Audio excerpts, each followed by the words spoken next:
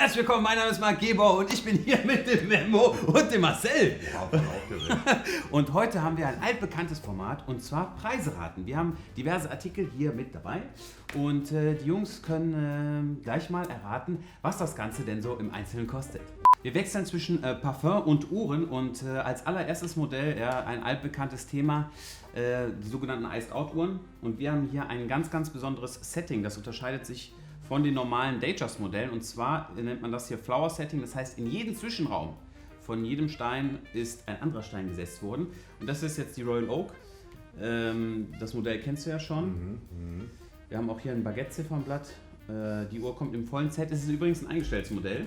Das ist die 15400, die ist ein bisschen breiter. Wie findest du denn allgemein jetzt so diese Thematik Iced Out? Also hast du da dich schon mal mit auseinandergesetzt? Ja, aber ist nichts für mich. Aber die wird ja auch gut stehen, Memo. Super look, nein. Nee? Nee. Also es ist halt auf jeden Fall ein bisschen auffälliger. Man sieht ja auch, dass es ziemlich glitzert. In der Regel nimmt man halt wie Steine, die sehr, sehr klein sind, damit mehr Licht reflektiert wird. Und hier sind halt auch die Seiten besetzt, was ganz schön ist. Meine Frage wäre jetzt, wenn ihr beide schätzen würdet, was wäre der Verkaufspreis von so einer Uhr? Memo fängt an. Was würdest du sagen, wird die Uhr kosten? 40, 45 so. Das ist schon mal eine stabile Ansage. Also das Basismodell, die Uhr Blanco ohne alles, liegt circa bei 21.000 Euro. Was hast du gesagt? 40? 40, 45 so. Na, ich sag 30 bis 35. Ja. Was? 15 für die Steine? Keine Ahnung, Mann. Also das ist diese Art von Setting, da hat man verwendet circa 22 Karat an Steine und man ist dann bei einem Preis im Verkauf bei knapp unter 50.000 Euro circa. Was für ein Schmutz. Ja, ist heftig, ne? Oha, Memo, so haben wir aber nicht gemacht. Du wolltest dich doch gut dastehen lassen im Video. Es ist Wahnsinn, ne? Aber das ist doch, es ist doch das nicht wert. Also jetzt im Sinne von, das ist ja, wenn das Basismodell 20 kostet ungefähr. Ja. Und du haust dir diese Steine rein, du wirst doch niemals wieder das Geld rausbekommen, wenn du das bezahlst. Also man muss, denke ich, schon mit einem Wertverlust von 10 bis 15% rechnen, ja, beim Wiederverkauf. Das ist doch Schmutz. Also Aber man es hat halt alles aus. Ne? Ja, also genau, man hat halt die Möglichkeit, auch ein günstigeres Setting zu wählen. Dann wäre man vielleicht so 7.000 Euro niedriger. Das ist jetzt das beste Setting, was man machen kann. Am Ende sieht es halt auch am besten aus, ne?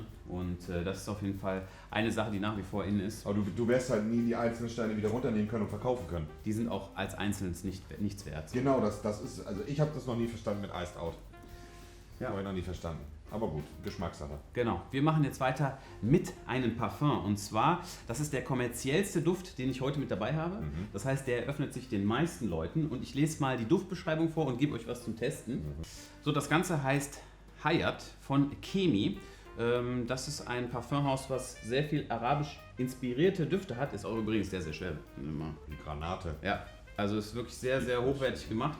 100 Milliliter. Und hier ist einmal der Duft. Ich lese mal dazu die Duftbeschreibung vor. Ui. Also wir haben hier Bitterorange, Lavendel, Safran, dann als Herznote Kardamom, Zimt und Ambra und als Basisnote Zedernholz, Oud natürlich und Patchouli. Das ist der Mix aus dem. Riechst du was, Memo? Bisschen auch. Nicht schlecht. Weißt du, wie ich finde, wie das riecht? Wie Rindenmulch. So ein bisschen Ja, wie hat Rindenmulch. ein bisschen was Waldiges. Na, ich sag nichts. Richtig vergammelt finde ich ein bisschen. Okay, und dieses Wort vergammelt, das werden wir gleich noch bis ans Maximum bringen. Das wird gleich sehr Ja? interessant. Ja, wird gleich Okay, richtig also spannend. aber wir sollen jetzt herausfinden, was das kostet. Genau, ne? das ist jetzt ein Duft, der 100 Milliliter ohne Parfum, das heißt, der Duftölanteil ist ein bisschen höher. Sehr kleine Stückzahlen, es werden nicht so viele von denen produziert. Was würdest du sagen, was das kostet? Also ich sag 3 aus dem Bau und Düsenjäger, Tausender. Ein Tausender? Ja. Okay. 400, 500. 340 Euro ist richtig. Gerrit, Digga. Ach komm, scheiß drauf. Erst bei Sido letztens richtig verkackt und jetzt macht Memo auch noch diesen. Kann man auch schwer einschätzen, weißt du? Wenn du sagst, es ist nur streng limitiert, die Düfte und so, dann denkt man natürlich, es ist gleich teuer. Ja. Aber ich muss einen Punkt. Oha. Jetzt Da bin ich echt gespannt. Memo nimmt mich heute auseinander. Hätte ich mal bloß Kylo mitmachen lassen. So, als nächstes haben wir hier ein Modell der Marke Richard Mille. Das ist die RM1103. Ja, das ist ein Chronograph mit einem Jahreskalender. Das Modell ist gerade im Moment eingestellt worden, jetzt vor kurzem. Ja. Es ist nochmal ein bisschen größer und bulliger gewesen als der Vorgänger. Und wir haben jetzt hier die Titan Roségold-Variante. Ist wirklich eine gigantisch große Uhr. Wie viel wiegt die? Die wiegt auch ein halbes Kilo gefühlt, oder? Nee, weniger. Ich denke mal, die bringt auf die Waage 290 Gramm ungefähr. Ja, kommt mir voll schwer vor. Wahrscheinlich, weil der Schwerpunkt aber auch hier liegt. Ja, sehr Wenn man die in der kontrastlich. Hand hat, dann fühlt es sich nochmal anders an. Also Ja. ich zum Beispiel persönlich, meine Meinung, das wird zum Beispiel, ich sage, mit einem anderen Armband wird es auch zu dir passen. Aber du magst die nicht so sehr, ne? Weiß ich nicht. Ich mag den Preis nicht. Ich kenne den Preis nicht, aber ich weiß, Richard Mille ist extrem teuer. Wir hatten die ja schon mal im alten Video, hatten wir Genau, auch mal Richard Mille. da hatten wir die grüne aus TPT Quarz. Das war ein sehr, sehr flaches Modell. Und jetzt hier Titan Roségold als Chrono. Memo, was sagst du? Wie gefällt dir die? Die gefällt mir gut. Ja? Ist halt. Kylo, Schnauze. Also ich sag, Memo, sag du als erstes. Ja, sag du mal, was schätzt du? So um die 200, denke ich. Sag mal genau. Zwischen 190, 200 so. Okay. Ja, ich hätte auch 200.000 gesagt, da muss ich ja was anderes sagen. Nee, kannst du auch. Ja, ich sag 240 bis 250.000. Also diese Variante gibt es ja in zwei verschiedenen Ausführungen. Mach's nicht so spannend jetzt sagen. Hätte man diese Seite hier in Gold gehabt, wärst du richtig gewesen, 280. So hat er recht.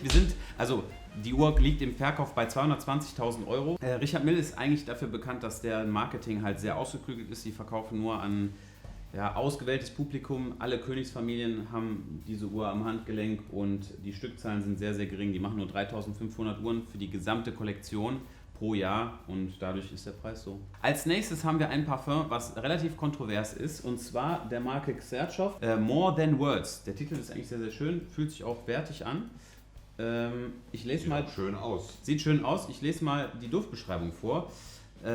More Than Words bei Xerchow ist ein intellektueller Duft mit kreativen und unkonventionellen Koordinationen im Geist der Boheme. Warte, ich sprich es dir mal auf. Die Flasche sieht wunderschön aus. So eine hast du doch. Ja, aber nicht diese Blauoptik, die sieht sehr gut aus. Allein die Flasche ist der Kauf schon wert. Ja, Digga, guck mal, wie schön die Flasche ist. Dieser Blauton, die sieht wunderschön aus, die Flasche. Also entweder mag man den Duft oder man findet Doch. ihn überhaupt nicht gut. Sehr gut. Er zelebriert Vergnügen am Wortspiel und an einer zeitgenössischen Variante des Lyrischen. Universelle Gefühle, die dem Leben Farbe geben, umschreiben mit einer ebenso modernen wie zeitlosen Poesie. Eine Fusion visueller, künstlerischer und literarischer Impulse, die auf eine originelle Weise interpretiert werden und ihren Ausdruck... Ist gut, wir wollen hier kein Diktat auf. Ich finde den ersten Geruch angenehm, aber danach riecht es für mich auch ehrlich wieder so ein bisschen verschimmelt. Also der entwickelt sich auf der Haut ganz extrem. Auf dem Blatt Papier gefällt er mir überhaupt nicht, aber an mir gefällt er mir gut. Der Rüssel ist auch bei mir schon wieder ein bisschen dicht. Jetzt hole ich einen Punkt. Ich hab's aber ruhig, Memo. Ich sag 450. Okay. Du hast so eine ähnliche Flasche gekriegt, ich glaube 600. Lustigerweise ist diese Xerchow Blue Label die etwas günstigere Variante und die liegt bei 290 Euro. Jawohl, Digga, ein Punkt. Richtig. So eine Aber es ähnliche riecht sehr hochwertig, ne? Ich finde den Geruch nicht, weil ich weiß nicht. Im ersten Moment, ja, aber der Nachgeruch hat so einen komischen Abgang. Und wenn du sagst, es entwickelt sich auf der Haut komplett anders, dann müsste man sich den mal raufgespürt haben. Aber ich muss doch mal an der Stelle noch mal sagen, das ist somit die schönste Flasche, die ich jemals gesehen habe. Wirklich jetzt. Das ist ja schon Kunst. Ja, also das ist ein italienisches Parfumhaus, Xerchow, meine Lieblingsmarke und mit die besten der Welt, was Handwerk Wie angeht. der Blaustich hier oben, also das, guck mal, Memo. Wie Du schön die hattest schon mal so eine ähnliche. Ja, aber nicht mit diesem Blauakzent und so. Ja, so, ne? Bisschen, ja. Ja, Die sieht echt schön aus, die Flasche. Also das sind die Deswegen. 260 Euro wert. Die 600. 290. 290? Ja, 290. Schnäppchen. Ich mag den Geruch nicht, kauf sie trotzdem wegen der Flasche. Und jetzt eine Marke, die wir noch nie zusammen thematisiert haben, und zwar Patek Philippe, die Uhr, die ich auch jetzt selber trage, aus derselben Serie. Man hat die Auswahl zwischen einem orangen Band und einem schwarzen Band, die sind beide sogar im Lieferumfang enthalten. Das ist die sogenannte Aquanaut und die ist letztes Jahr rausgekommen.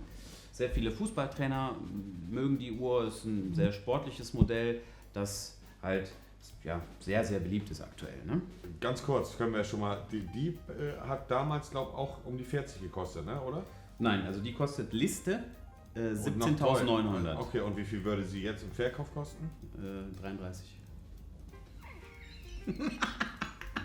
Also man kann diese Uhr beispielsweise, das ist jetzt die Stahlvariante, die kriegt man bei Patek für 17.900 € und bei mir wird sie 33 kosten. Ja, das ist so. Günstig, sagst du, bist du? Ich krieg die auch nicht für den Preis. Also wir müssen jetzt ja den Listenpreis erraten, oder? Also guck mal, ich sag dir, ich kann dir auch den Listenpreis nennen. Dann hast du, Nee. Nicht, also ich würde den Graumarktpreis gerne wissen. wie viel, was die jetzt verkauft wird. Genau, für was? Die ist aber auch nicht zu bekommen momentan von denen direkt. Unmöglich. Ich sag 45.000. 45.000, was sagst du? 50 dann. Weil wenn du schon 50 für deinen bezahlt hast. Nein, die kostet 33. 33. Die ist aber ein bisschen dicker. 50.000. Ich sag 45.000. Also diese Uhr, der Aquanaut Chrono, wirklich das kann man gar nicht begreifen. Oh, das hört sich bestimmt geil an. 75.000 €. Digga, das ist doch nicht normal. Warum verkacke ich immer in den Spielen? Ich habe immer... Hätte ich mir niemals geholt für 75. 75 Millionen. Und was ist der Listenpreis? Das gucke ich mal gerade nach. 75.000 für dieses Quietsche-Ding hier. Oha, aber von hinten sieht die echt schön aus, ne? Ja, und so, du kriegst 2 Bänder mit dazu, ne? Schnäppchen. 75.000 mehr, muss ich mal vorstellen. 37.000. Ja, also circa unter 40 liegt die. Ich glaube 38.000 Wie viel €. kostet die jetzt? Also die ist schon verkauft für 75. Digga. Mhm. Man kann ja echt einen fetten Reibach mitmachen, wenn man die Connection hat und die für Listenpreis bekommt, ne? Ja, heutzutage funktioniert es leider ein bisschen anders. Also du kannst die Uhr immer kaufen. Die ist auch so verfügbar bei einigen sehr bekannten großen Händlern. Aber du musst dann halt einen Kompensationskauf leisten. Das heißt, die sagen dann, okay, wenn du die Uhr haben möchtest, musst du dann nochmal halt für die Differenzsumme Schmuck oder irgendwas anderes oder Breitling-Uhren kaufen. Scheiß drauf, Digga. Scheiße, Digga. Mach weiter. Als nächstes machen wir weiter mit einem wirklichen Highlight. Das ist das letzte Produkt in diesem Video. Ja? Wir haben hier sogenanntes Oud-Öl. Das gibt es von verschiedenen Firmen und setzt sich eigentlich daraus zusammen, oder der Preis hat immer was damit zu tun, wie alt das Oud denn war. Also wir haben jetzt hier einfach nur in einer Ölform halt den Duft als solches. Ne? Das gibt es jetzt auch hier zum Beispiel von Xertschov. Sieht aus wie eine Probe von Douglas. Sieht aus wie eine Probe, ja. Der Preis leider ist nicht so wie eine Probe.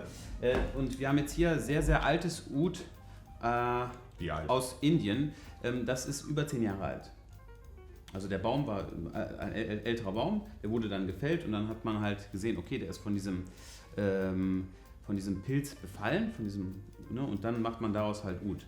Also das ist ein Parfum, wo du jetzt Pilz sagst, oder kann man sich das auch auf Nein, damit der Geruch zustande kommt, hat man halt diesen Baumstamm und wenn man das verbrennt, dann kommt da wirklich Öl Ich raus. kenne auch so in Indien, wenn sie Bäume verändert und daraus machen die MDNA, glaube ich, oder so war das. Tatsächlich? Ja, habe ich gerade noch eine letzte Doku gesehen. Irgendwas war da mit dem Baum, habe ich schon wieder vergessen. Safranöl. War es Safranöl? Ich glaube Safranöl. Oder? Ja, keine Ahnung. Auf jeden Fall, der Geruch ist etwas eigenartig.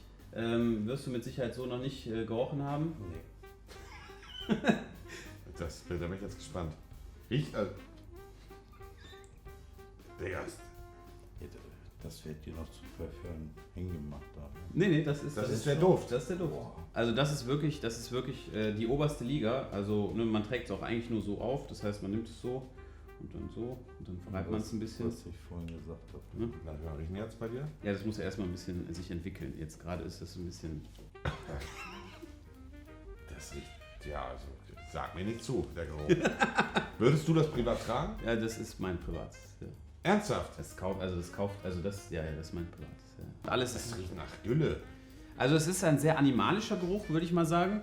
Das, Ja, das riecht voll komisch. Wie lange braucht er denn, bis er sich jetzt entwickelt? ja, so 20, 30 Minuten. Ernsthaft? Ja, dann entwickelt sich das schon. Ja. Es wird dann ein bisschen Komisch. süßer und so weiter. Also wenn man das erste Mal riecht, dann denkt man, es ist so ein bisschen was Kuhstallmäßiges.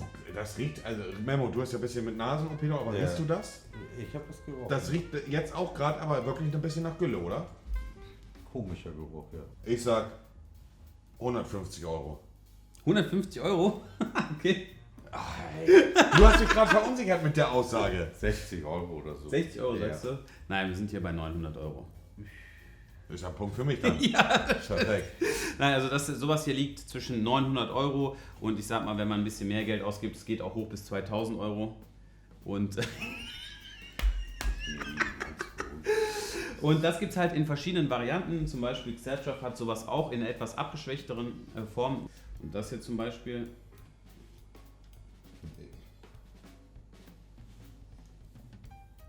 Wie findest du das? In arabischen Ländern ist sowas. Das ist jetzt eine etwas schwächere Form dessen. Ja, besser als den anderen Kram Ja. auf jeden Fall.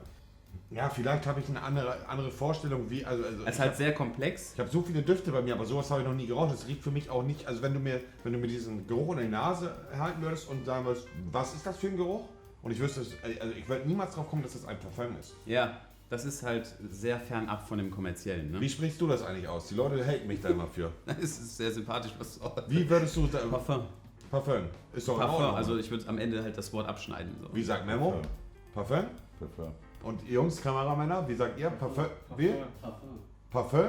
Nein, also das am Parfum einfach, ist doch gut. Nein, also am Ende das am Ende das Abschneiden. Parfum? Nein, Parfum. Parfum? Ja, perfekt, Parfum. Parfum? Ja, genau. Ja. Auf jeden Fall, auch dein Horizont hat sich dadurch ein bisschen erweitert. Das ist wirklich Aber was. ja, ins Negative.